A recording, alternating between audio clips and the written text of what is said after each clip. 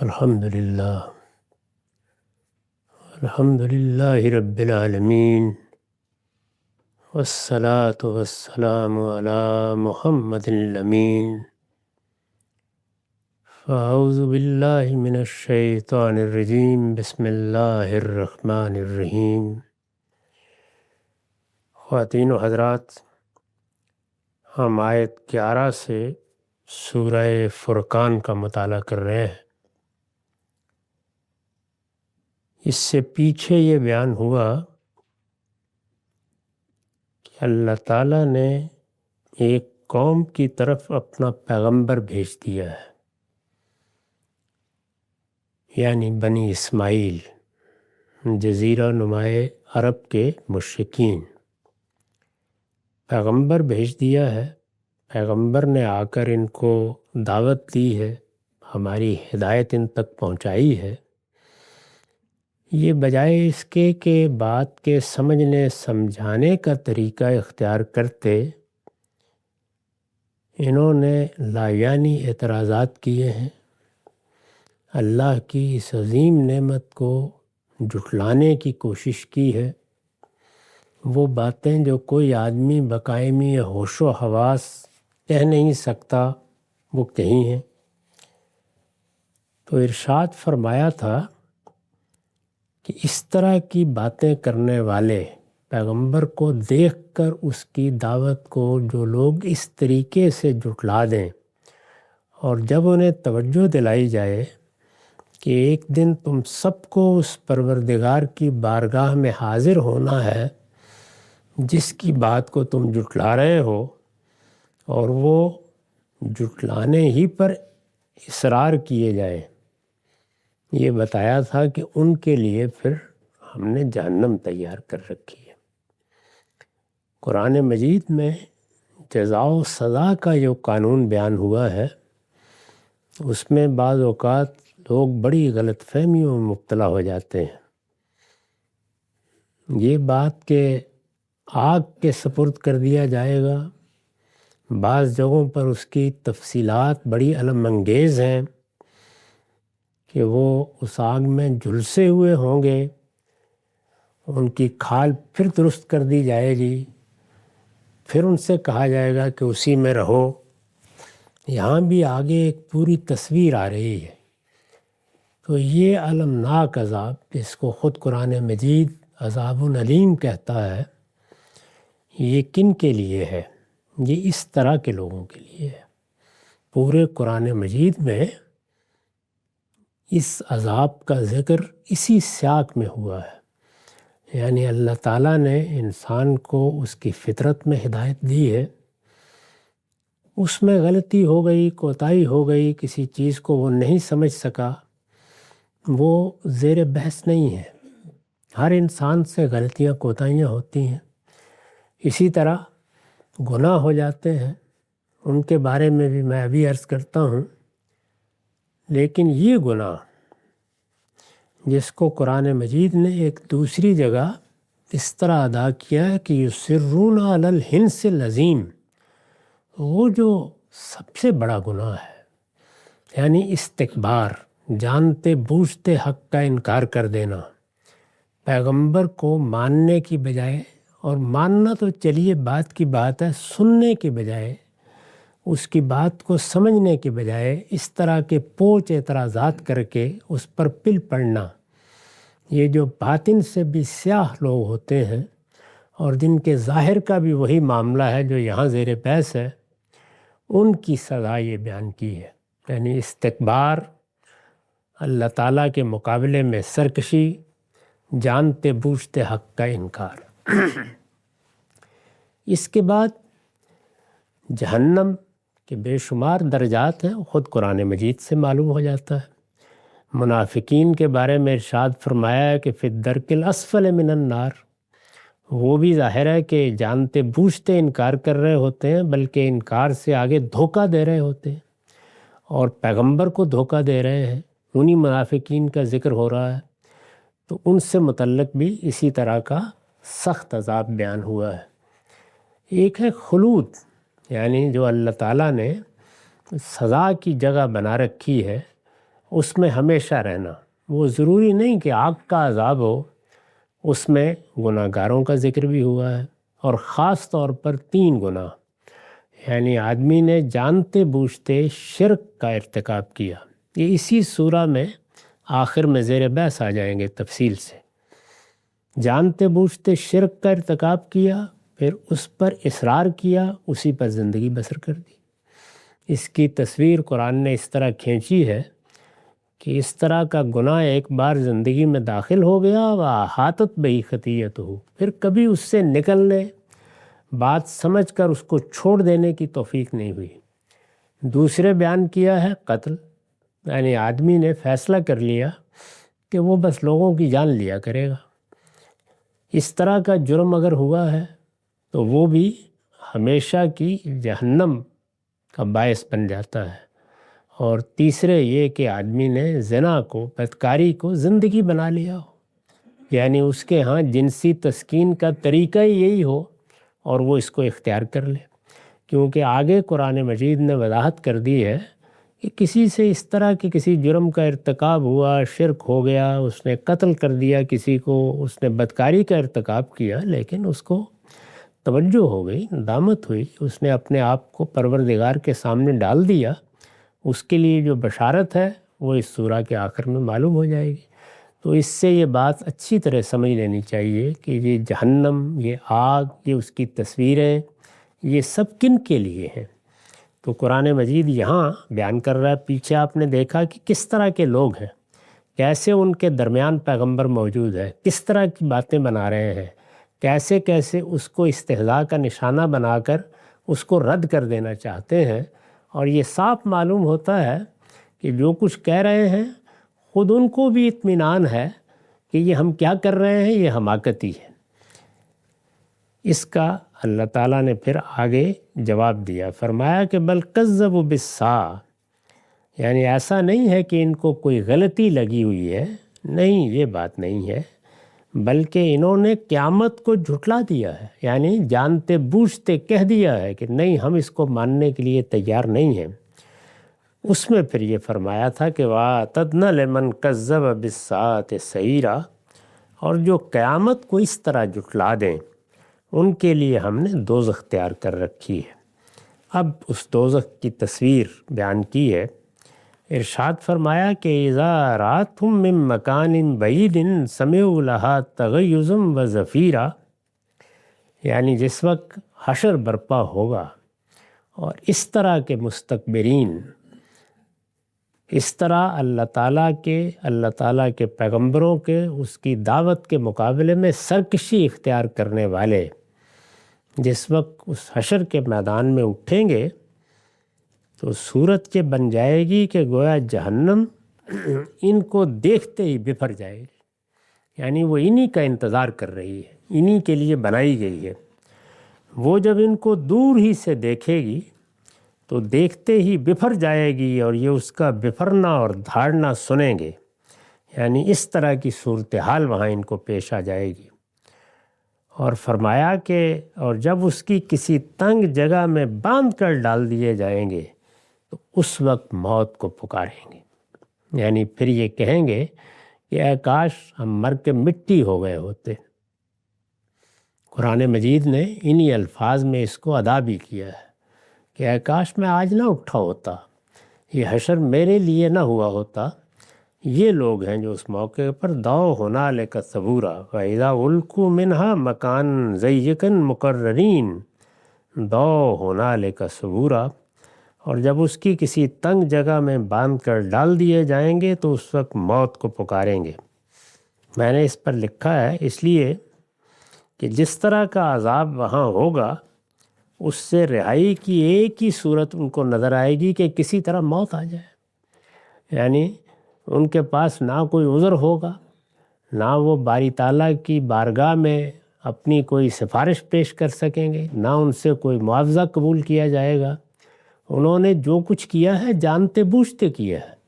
آزار تو ان لوگوں کے ہیں، یا مغفرت کی بشارت ان لوگوں کے لیے ہے جن کو غلطی لگ گئی، وہ کسی کوتاہی میں مبتلا ہو گئے، غفلت میں مبتلا ہوئے، لیکن وہ سرکش نہیں تھے، وہ اپنے پروردگار کے سامنے اکڑنے والے نہیں تھے۔ یہ وہ لوگ ہیں جن کے بارے میں یہ سزا بیان ہوئی ہے۔ وَإِذَا أُلْقُوا مِنْهَا مَكَانًا ضَيِّقًا مُقَرِّنِينَ دَعَوْا هُنَالِكَ ثُبُورًا، اور جب اس کی کسی تنگ جگہ میں باندھ کر ڈال دیے جائیں گے تو اس وقت موت کو پکاریں گے، لا تدعوا اليوم ثبورا واحدا وادعوا ثبورا کثیرا۔ اس وقت پھر آواز آئے گی، آج ایک ہی موت کو نہیں، بہت سی موتوں کو پکارو۔ یعنی ایک موت کیا، وہ دے دی جائے تو پھر ایک اور موت، وہ دے دی جائے تو پھر ایک اور موت۔ تو آج تو موت ہی موت ہے، اس وجہ سے اب پکارنے کے لیے کوئی اور چیز نہیں رہ گئی، موت ہی پکارنے کی چیز رہ گئی۔ اس میں جو یہ جملہ نقل ہوا ہے، جس طرح میں نے عرض کیا کہ یہ چیز قولن بھی ہو سکتی ہے اور یہ صورتحال کی تعبیر بھی ہے۔ یعنی گویا یہ نہیں کہ کوئی آواز آئے گی، بلکہ گویا پورا ماحول یہ پکار رہا ہوگا کہ آپ موت کو کیا پکارتے ہو، اس وقت تو موتوں کو پکارو، ایک نہیں، موت ہی موت۔ یہ بات قولن بھی ہو سکتی ہے اور اس صورتحال کی تعبیر بھی جس سے وہ دو چار ہوں گے۔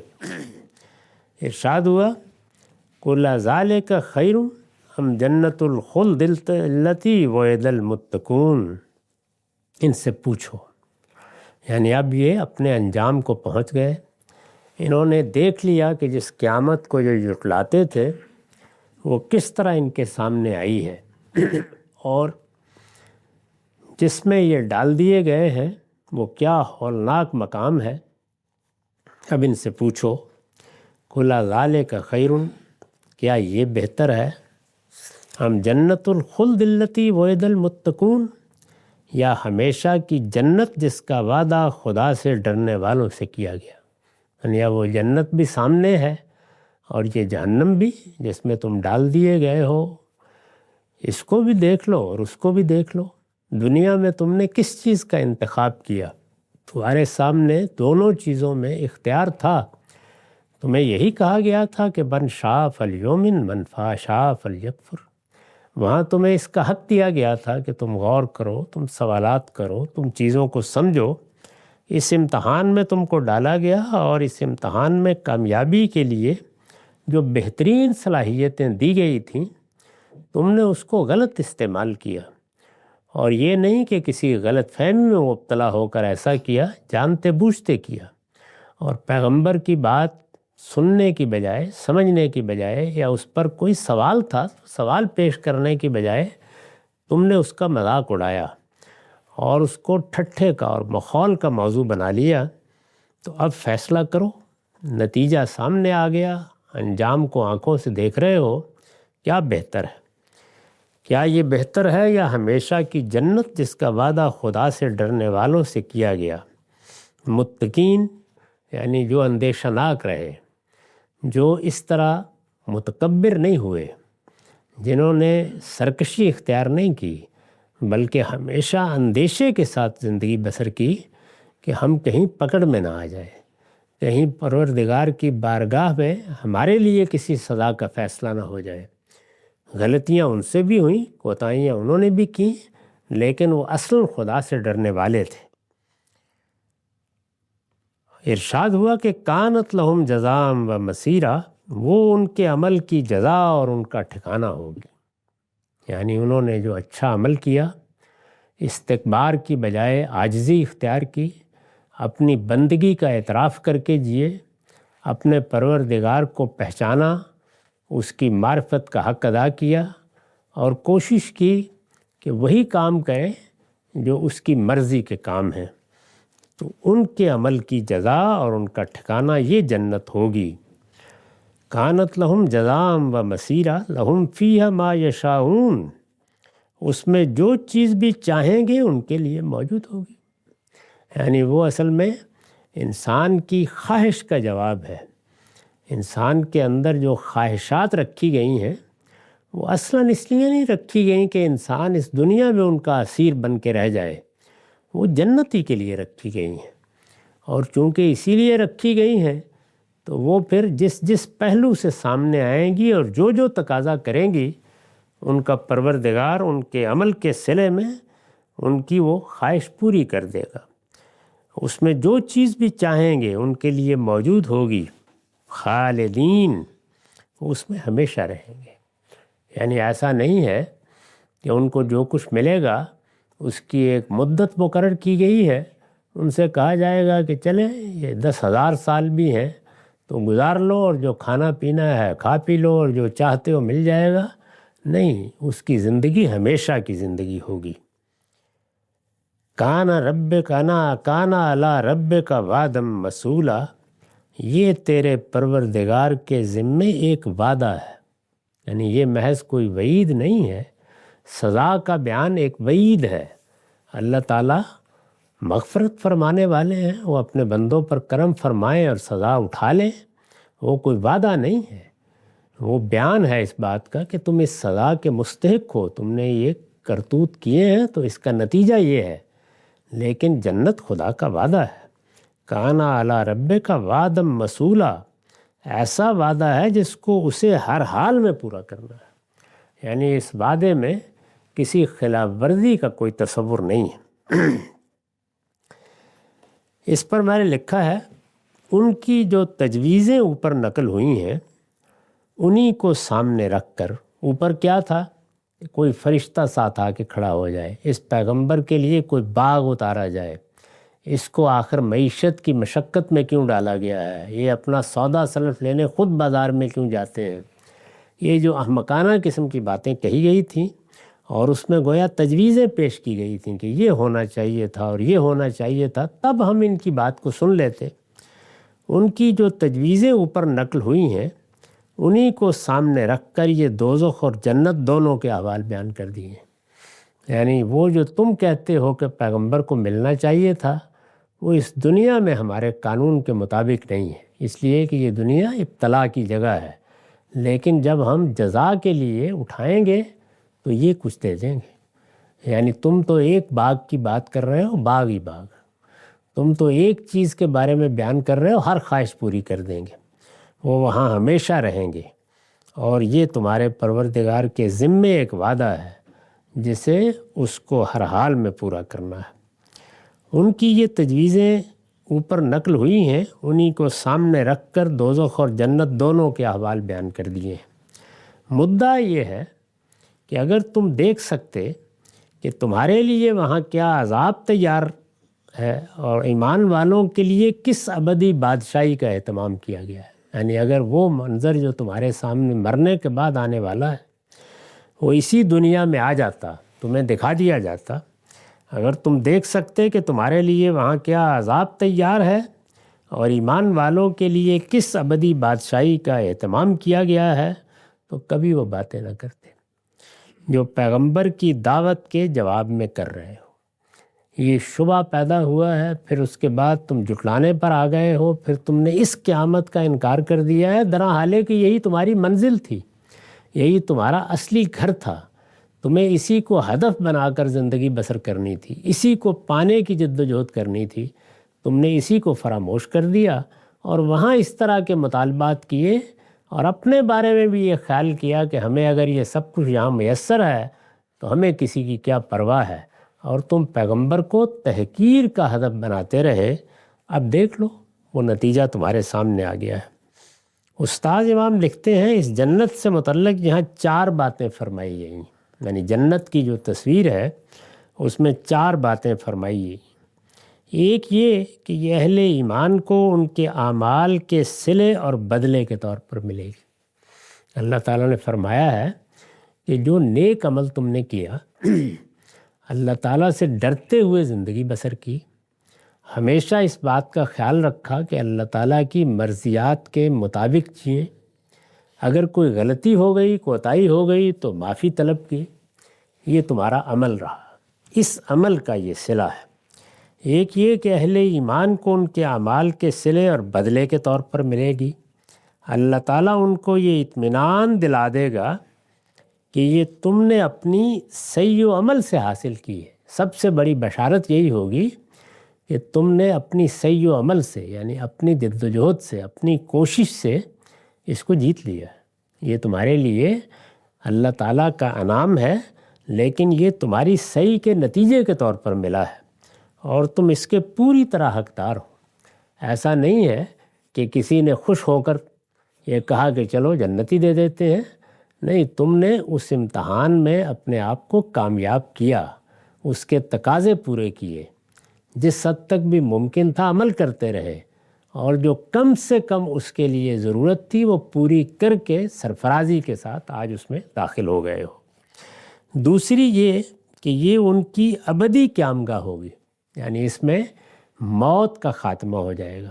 اوپر بیان ہوا ہے کہ زندگی انسان کو سب سے بڑھ کر محبوب ہوتی ہے، لیکن وہ لوگ جو یہاں دنیا کی زندگی میں آخرت کو ماننے کے لیے تیار نہیں ہوئے، وہ وہاں موت کو پکاریں گے۔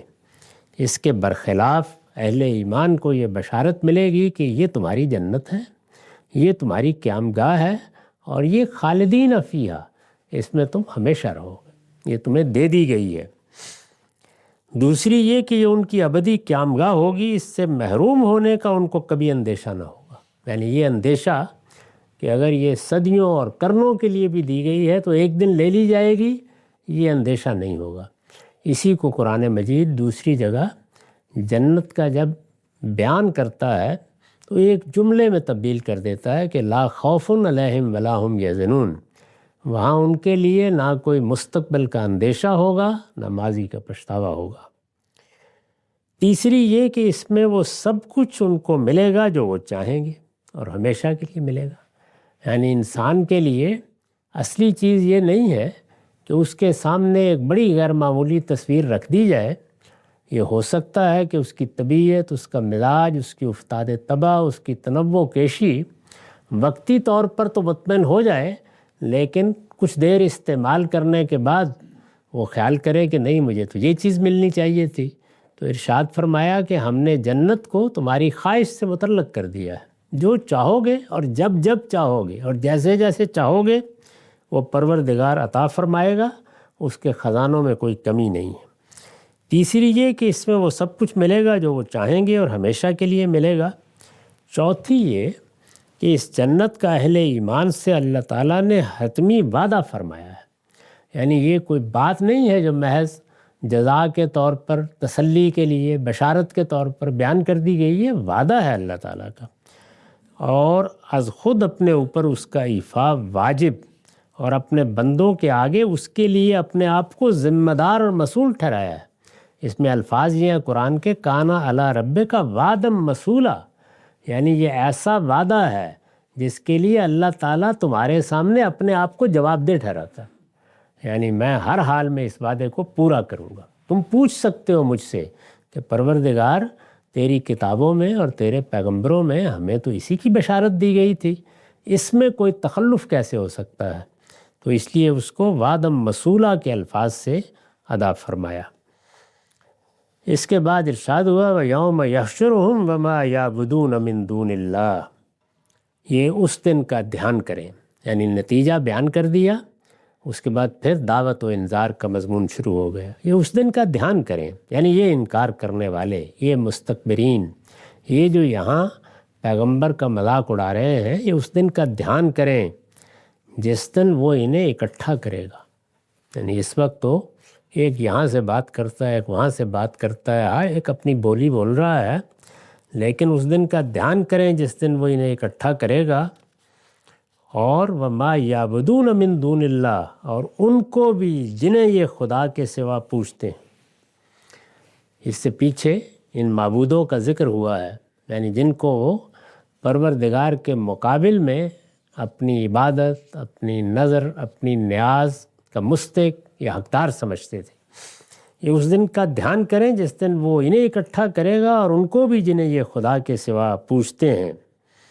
پھر ان سے پوچھے گا فَيَقُولُ أَأَنْتُمْ أَضْلَلْتُمْ عِبَادِي هَؤُلَاءِ أَمْ هُمْ ضَلُّوا السَّبِيلَ، کیا تم نے میرے ان بندوں کو گمراہ کیا تھا؟ یعنی جن کو معبود بنایا ہے یہاں پہ، وہ خواہ فرشتے ہیں، خواہ وہ جنات ہیں، خواہ وہ انسانوں میں سے کسی کو معبود بنا لیا گیا ہے، سب وہاں اکٹھے ہو جائیں گے۔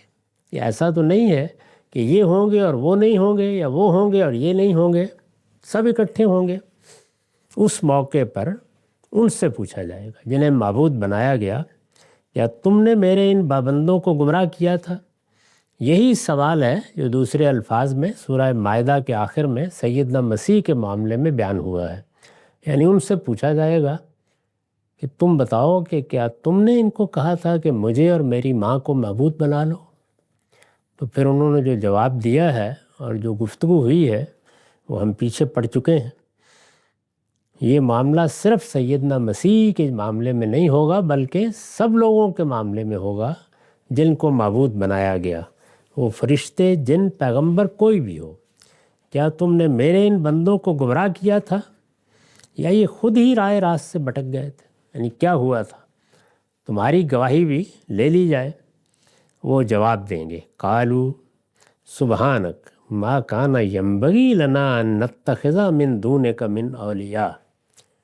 وہ جواب دیں گے کہ پاک ہے تیری ذات، ہمیں یہ حق بھی کہاں تھا کہ ہم تیرے سوا دوسروں کو کارساز بنائیں؟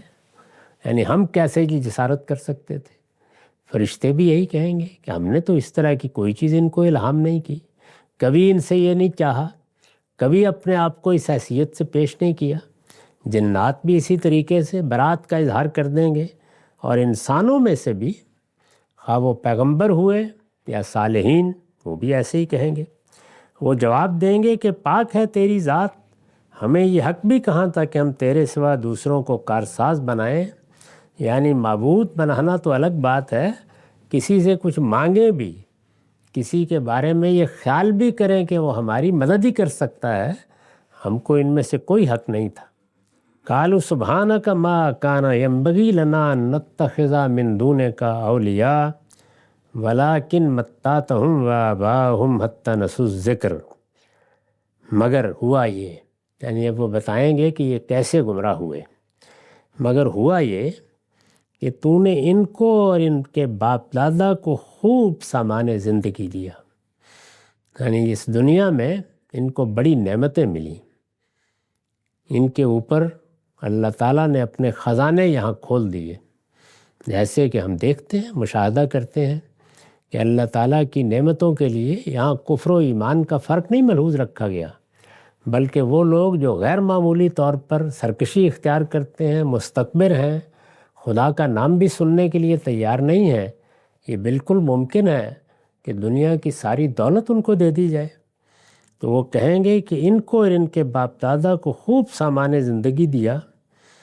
یہ سامان زندگی، یہ متاع حیات، یہ دنیا کی زینتیں، یہ اس میں جو کچھ ان کو میسر تھا، یہ غفلت کا باعث بن گیا، اور وہ تیری یاد دہانی بلا بیٹھے، یہاں تک کہ وہ تیری یاد دہانی بلا بیٹھے، حتی نسوا الذکر وَكَانُوا قَوْمًا بُورًا، اور ایسے لوگ بن گئے جو برباد ہو کر رہے۔ یعنی پہلے انہوں نے یاد دہانی کو بلایا، پیغمبروں سے منہ موڑا، جو دعوت ان کو دی گئی اس سے گریز و فرار اختیار کیا، آہستہ آہستہ پھر بدی کے حوالے کر دیا، احاطت بہ خطیئتہ، پھر گناہ نے ان کا احاطہ کر لیا، یہ تیرے انکار ہی پر زندگی بسر کر کے اپنی بربادی کا سامان کر کے آ گئے، یہ انجام ہوا ہے۔ تو وہ جواب میں یہ کہیں گے کہ یہ ہوا۔ اس پر میں نے لکھا ہے، دولت اور اقتدار کے ساتھ 2-3 پشتیں گزر جائیں تو اکثر لوگ اس غلط فہمی میں مبتلا ہو جاتے ہیں کہ یہ اب ان کا پیدائشی حق ہے، اور آخرت اول تو ہوگی نہیں، اور اگر بالفرض ہوئی بھی تو جس طرح دنیا میں انہیں دوسروں سے کہیں بڑھ کر ملا ہے، آخرت میں بھی لازماً مل جائے گا۔ یہ اسی ذہنیت کا بیان ہے، اور صاف واضح ہے کہ یہ اصنام و اوثان نہیں، یہ کوئی پتھر کے بت نہیں بات کر رہے، بلکہ ان انبیاء و صلحاء اور ملائکہ کا جواب ہوگا جن کی یہ لوگ پرستش کرتے رہے۔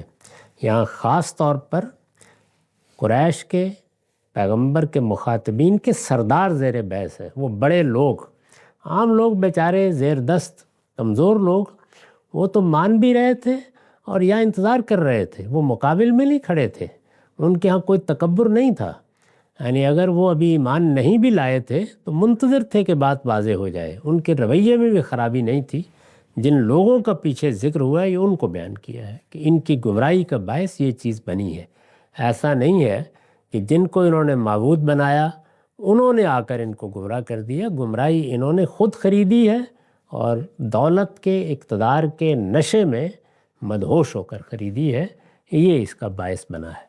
اقول قولی ھذا واستغفر اللہ لی ولکم ولسائر